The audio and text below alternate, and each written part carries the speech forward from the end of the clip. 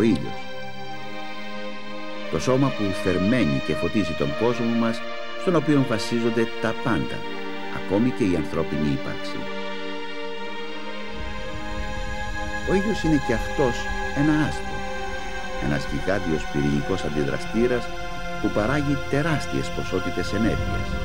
Περιβάλλεται από στροβιλιζόμενα μαγνητικά πεδία, από σκοτεινές περιοχές που ονομάζονται ηλιακές κοιλίδες και με υπέρθερμες εκρήξεις εκλάμψεων και προεξόχων.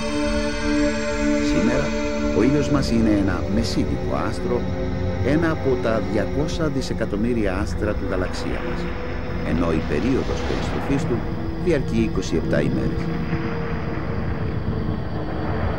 Η ιστορία του ήλιου μας άρχισε πριν από 5 περίπου δισεκατομμύρια χρόνια, όταν τα οστικά κύματα κάποιου καταστρεφόμενου άστρου προκάλεσαν την συμπίκνωση ενός περιστρεφόμενου νέφους αερίων και σκόνης. Στο εσωτερικό αυτού του νέφους περιλαμβάνονταν όλα τα απαραίτητα υλικά που χρειάζονταν για τη δημιουργία του ήλιου και των πλανητών.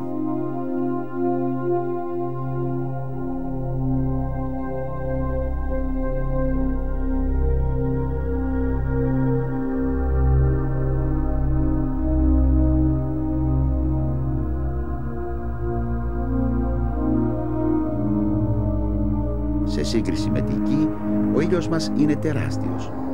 Με διάμετρο που πλησιάζει το 1.400.000 χιλιόμετρα, ο ήλιος έχει πάνω από 100 φορές την διάμετρο της Γης και 1.000.000 φορές την μάζα της.